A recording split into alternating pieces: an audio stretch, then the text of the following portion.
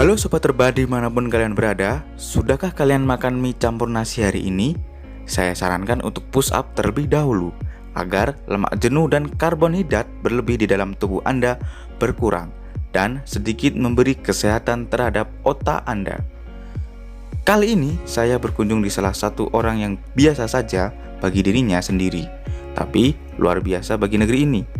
Kenapa saya bisa ngomong seperti itu? Tak perlu lama, kita langsung saja. Tapi sebelumnya ada intro. Intro dulu ya guys.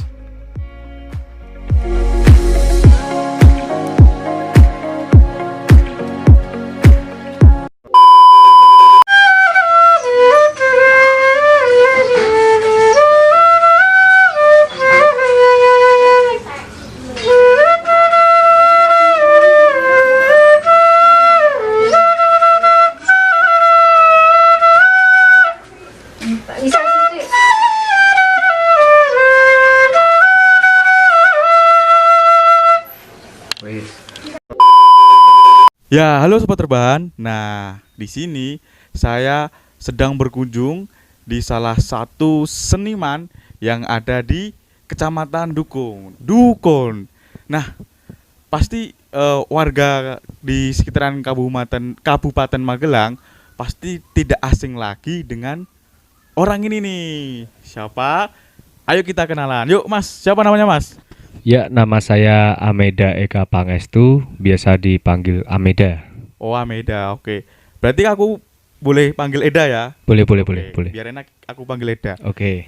Ya, kali ini kita akan berbincang-bincang mengenai dengan Eda ini. Nah, ada apa sih dengan Eda ini? Dia itu berwirausaha apa sih? Nah, akan kita bahas di sini ya, teman-teman.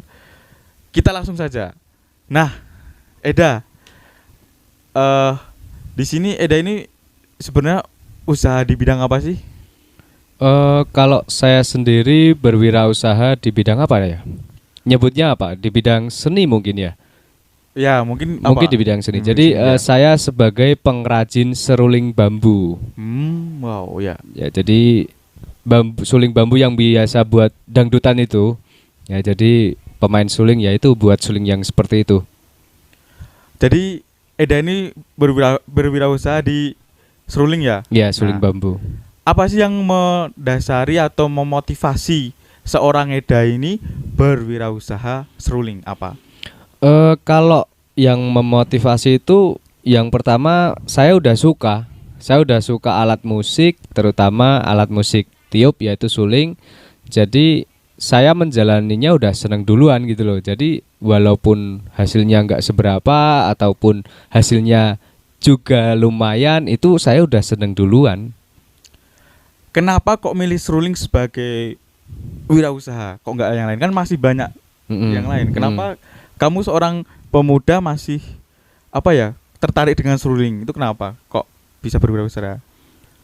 Kalau sebetulnya gini, dulu saya itu pengen banget punya suling, ya. Tapi bingung belinya di mana. Dan akhirnya ketemulah saya penjual suling lalu saya beli.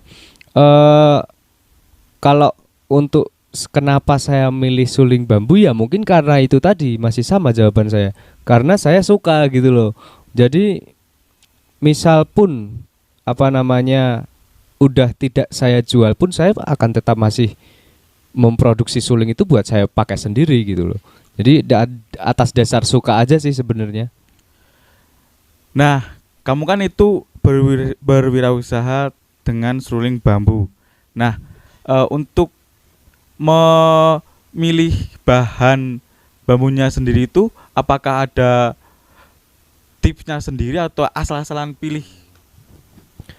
Kebetulan kan bahan bambu saya itu masih ngambil dari Ponorogo, Jawa Timur. Ya.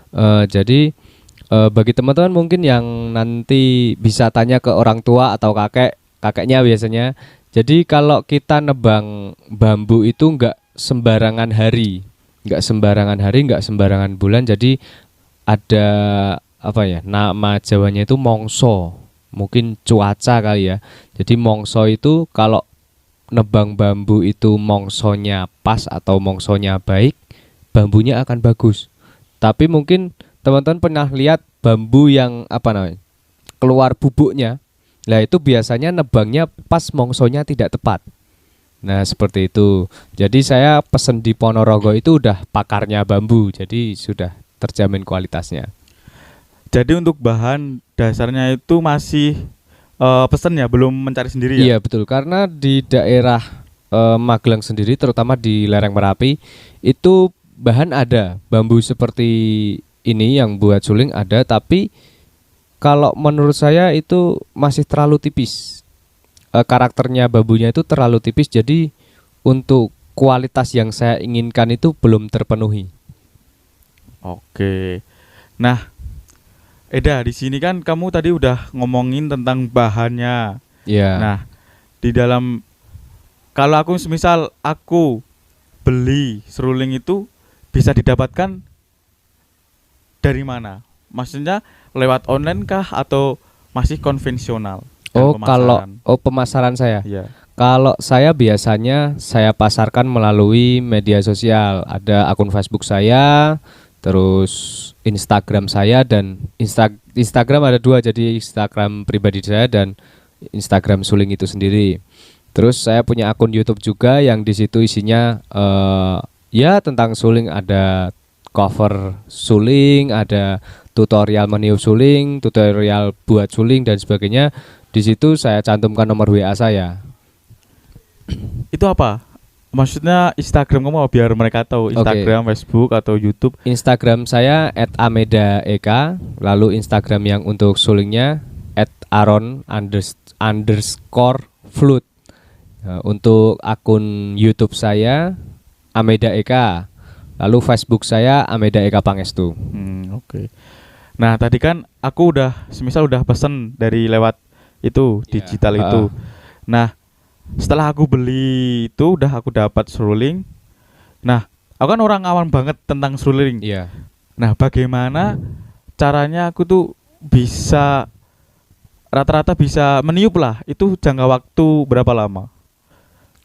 Kalau saya ambil rata-rata ya, itu mungkin antara dari 1 minggu sampai 2 minggu. Itu kalau dari nol gak bisa apa-apa tentang suling ya, itu lalu bisa meniup dan dengan dasar hanya do re mi fa sol la si do, itu mungkin cukup 1 minggu atau 2 minggu yang banyak saya temui. Jadi kebetulan kan pembeli saya juga banyak yang pemula dari nol gitu, beli dari saya lalu saya pandu di situ. Yo, belajarnya mulai dari gini, rata-rata itu 1 minggu sampai 2 minggu udah pada bisa. Oke. Nah, Eda, di suling itu kan ada banyak apa namanya? Nada. Nada Iya, ya. Banyak nada. Nah, semisal aku ini pengen lagu menyulingkan salah satu lagu dangdut. Iya, betul. Nah, itu hanya aku butuh satu seruling saja atau beli satu paket? Oh, gitu. Jadi kalau satu suling itu adalah berlaku untuk satu nada dasar. Jadi mungkin nanti bisa dilihatin fotonya. Jadi satu suling nanti ada stikernya A, B, C dan sebagainya, itu adalah nada dasar. Jadi misalkan jenengan mau menyulingkan lagu apa ini judulnya, misalkan Secawan Madu. Yeah. Itu chordnya apa? Lagu itu main chord apa dulu nih? Jadi kita nggak bisa sembarangan milih suling. Jadi beda chord, beda suling yang dipakai. Oh, seperti itu ya? Iya, jadi iya. misalkan kita cuman punya satu suling misalkan, berarti kita nyanyi lagu apapun hanya main chord itu. Satu chord itu kalau pengen sulingnya masuk gitu. Gitu. Nah, selain suling bambu, apakah ada bahan dasar lain? Untuk suling ini ya? Ya. Kalau jadi ada beberapa alternatif sih. Kalau saya itu ada juga suling pralon, jadi pakai pipa pralon itu. Tapi ya namanya apa ya? Kalau menurut saya itu karakternya beda. Jadi ada suling bambu dan suling pralon itu karakternya udah beda banget. Biasanya suling pralon ini saya jual untuk para pemula-pemula yang mungkin low budget. Ya. Nah, itu bisa mengambil suling peralon. Ada juga yang teman saya di daerah Jawa Barat itu juga ada yang pakai akrilik. Nah, jadi pipa akrilik itu dikasih lampu, jadi bisa nyala itu. Jadi yang penting bentuknya itu seperti pipa itu bisa jadi suling itu. Jadi seperti itu ya? Iya. Oke. Nah, yang membedakan secara spesifik antara suling bambu dengan peralon itu apa sih? Yang jelas adalah dari pertama bahan udah beda, bambu dan plastik ya. Lalu kedua karakter suara berbeda. Dan nanti jika ditiup itu rasanya juga pasti beda. Gitu ya. Iya. Apakah ada resep rahasia dalam pembuatan seruling yang Eda jalankan ini? Ada nggak? Kalau resep rahasia sih mungkin bagi saya nggak ada ya. Cuman kalau pembuatan saya memiliki standar kualitas tertentu. Jadi kalau suling itu tuh dibilang itu agak susah mas. Jadi misalkan berbeda dengan piano. Piano itu saya mencet teng sama jenengan yang mencet bunyinya bisa sama.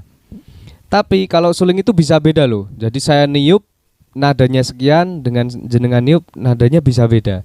Nah jadi biasanya kalau ada orang pesan itu saya tanyain dulu tipe tiupan jenengan itu kasar apa lembut, terus apa namanya jenengan kidal atau biasa gitu, itu harus saya sesuaikan dengan konsumennya. Jadi kalau resepnya itu ya yang penting harus cocok dengan karakter si konsumen itu sendiri. Oke. Nah, tadi kan udah tanya-tanya mengenai wirausaha yang dijalankan oleh seorang Eda ini. Iya betul. Nah, ini adalah pertanyaan terakhir dan pamungkas nih. Oke. Nah, menurut seorang Eda, definisi sukses itu seperti apa?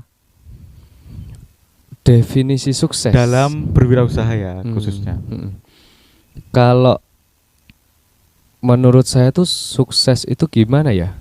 Ketika kita itu menjalani semuanya itu nyaman, menghasilkan dan cukup. Itu menurut saya sudah sukses. Cuman taraf sukses dari setiap orang kan berbeda-beda. Cuman bagi saya seperti itu. Ketika kita menjalani suatu usaha, kita nyaman di situ, menghasilkan cukup, syukur-syukur lebih, itu bagi saya sudah sukses.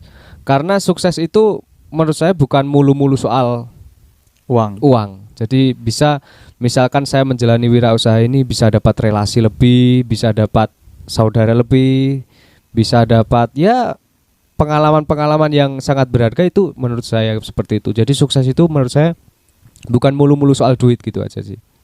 Oke, siap.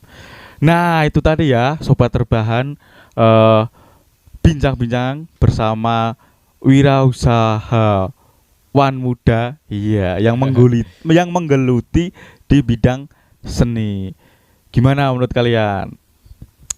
Tetap semangat ya. Wih. Nah, gimana? Sangat luar biasa bukan? Seorang pemuda yang berwirausaha tapi juga menjaga aset bangsa. Saya Evot, undur diri. See you.